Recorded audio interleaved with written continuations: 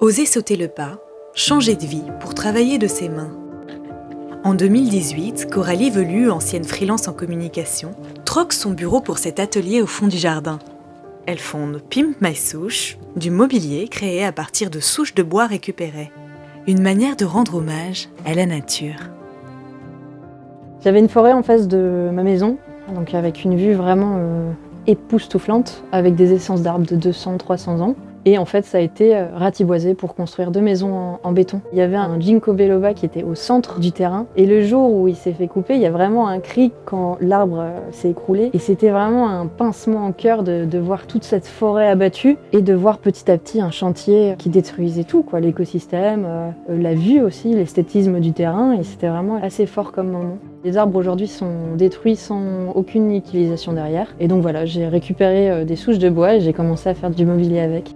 Ifs, chênes, peupliers, érables, Coralie n'utilise que des souches d'arbres destinées à être jetées. Recueillies dans les Hauts-de-France, aucun bois n'est exotique, ni exporté. Mon mot d'ordre, c'était essayer d'être 100% local, avoir des objets utiles dans le quotidien, notamment aussi pour le souvenir de l'arbre, parce qu'un arbre, c'est quand même un être vivant. La matière première est belle, et en plus de ça, c'est assez beau comme projet d'avoir quelque chose qui était destiné à être réduit en copeaux, créer vraiment quelque chose de vivant et de réutiliser, quoi, tout simplement. Récupérer, détourner, inventer, sublimer, des tables aux luminaires en passant par les œuvres d'art, Coralie crée toutes sortes de mobilier.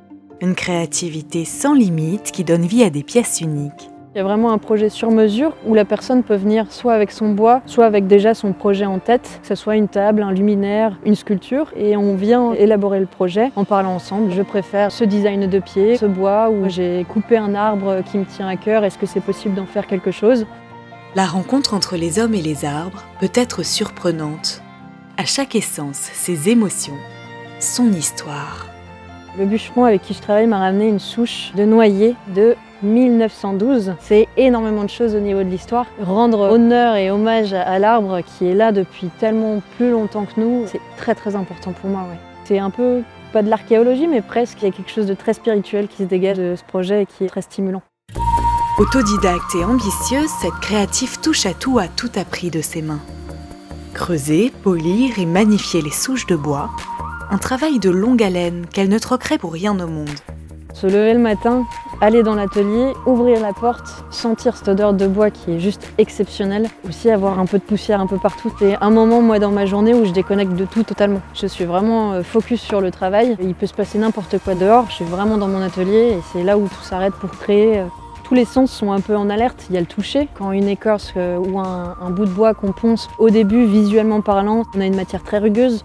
Et au fur et à mesure du ponçage, tu as le veinage qui ressort, donc ça c'est extraordinaire. Cette matière devient très très douce. Donc j'ai appris, dis donc, l'érable c'est comme ça, c'est incroyable. L'if, ce bois rouge, au début, il est tout marron et puis petit à petit il devient blanc et rouge, c'est exceptionnel.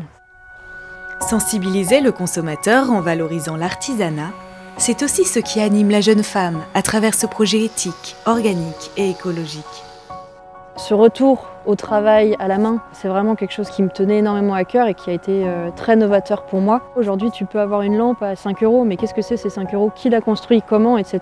Et l'artisanat, justement, je trouve que c'est ça qui est intéressant. C'est tout ce processus qui est fait main, qui est beaucoup plus éthique et écologique, qui est primordial aujourd'hui de remettre en avant et de valoriser.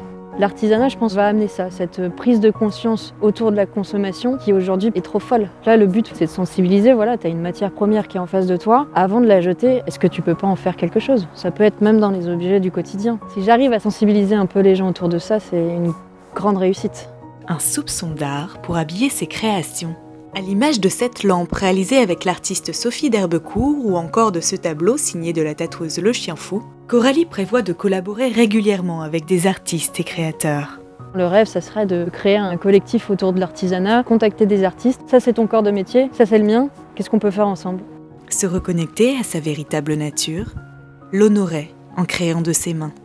Coralie continue de semer les graines de Pimp My Souche. À travers chacune de ses créations, c'est l'histoire d'un arbre qui renaît.